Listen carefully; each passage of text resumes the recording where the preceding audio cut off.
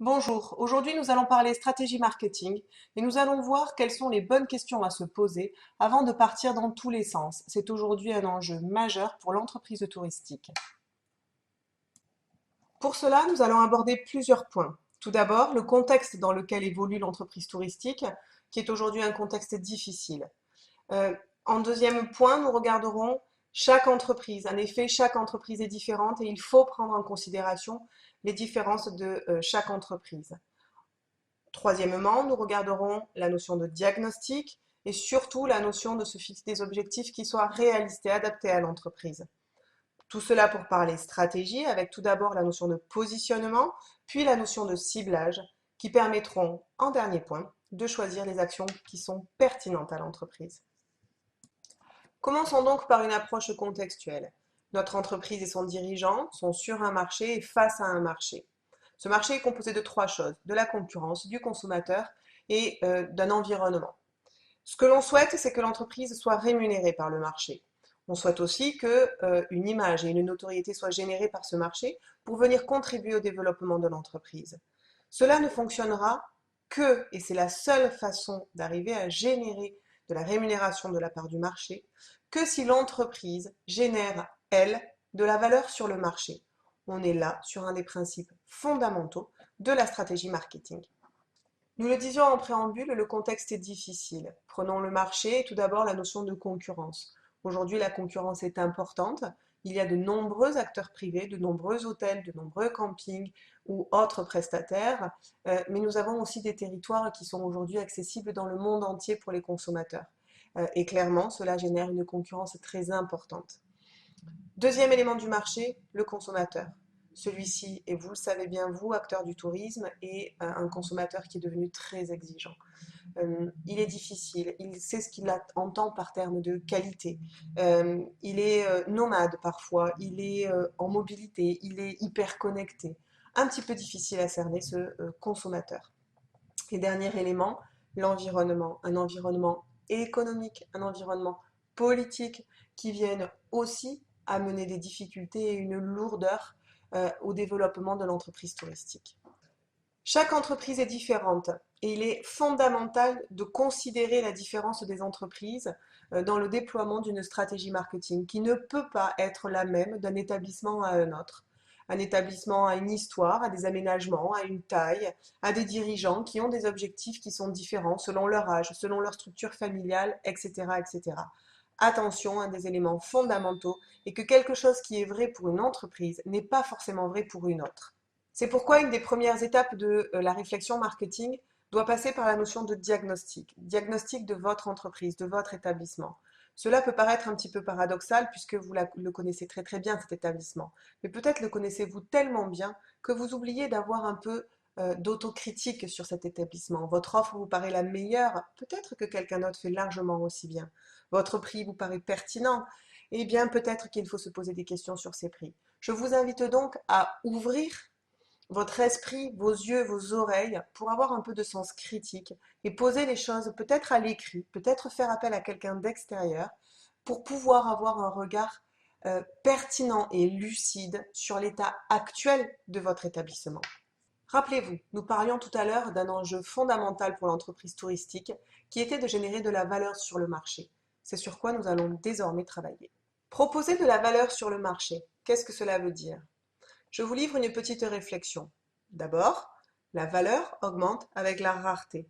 Nous sommes confrontés régulièrement à cette problématique avec les diamants, avec le caviar, qui sont rares, qui sont donc chers.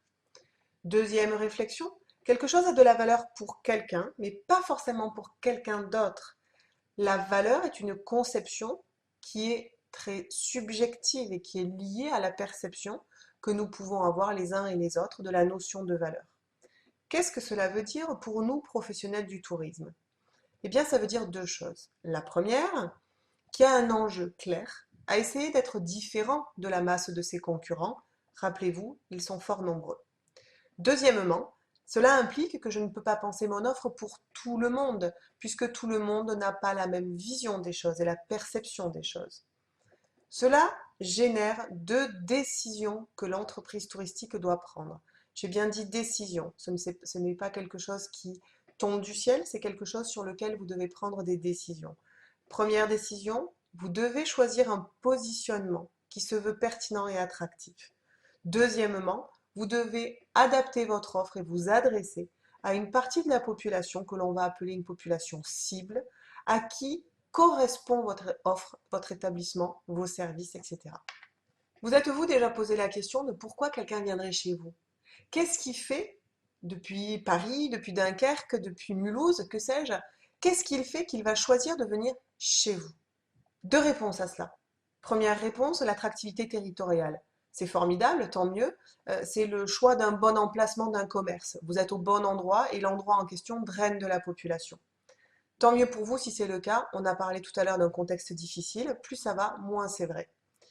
Deuxième porte d'entrée qui va faire que les gens vont venir chez vous, c'est que vous avez, en plus d'une attractivité territoriale, vous avez quelque chose de plus que les autres. Alors de plus, c'est pas forcément dans vos produits ou dans vos prestations, mais vous avez une vraie identité, une vraie personnalité. Vous avez quelque chose qui est séduisant, qui est accrocheur et qui va faire que vous allez sortir du lot. Eh bien, c'est ça un positionnement.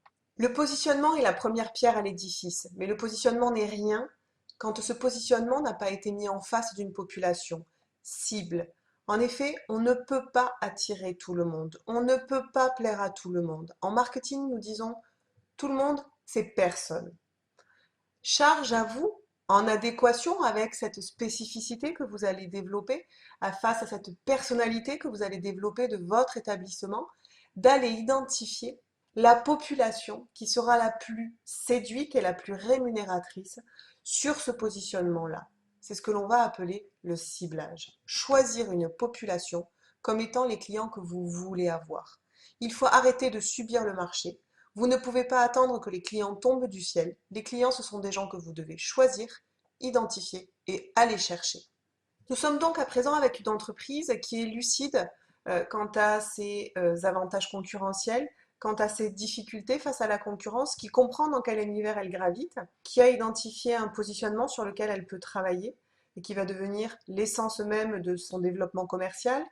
Nous avons identifié une population à qui elle va s'adresser. Et bien maintenant, on va pouvoir déterminer comment aller chercher cette population et quelles actions mener.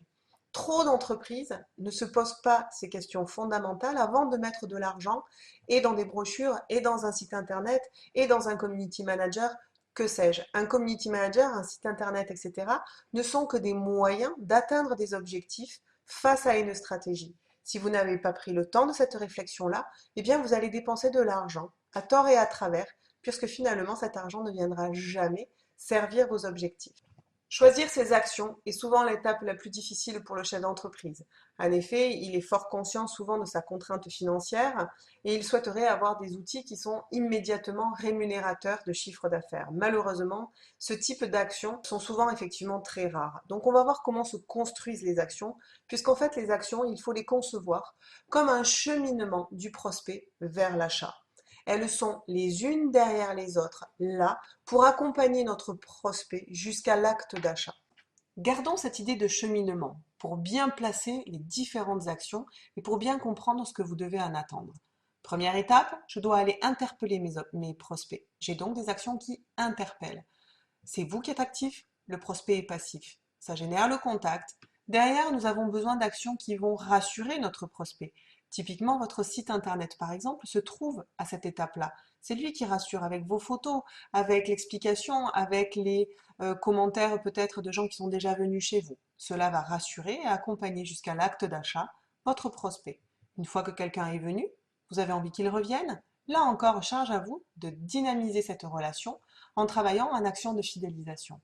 Ça y est, les trois typologies d'actions sont posées, des actions qui interpellent, des actions qui rassurent et des actions qui fidélisent.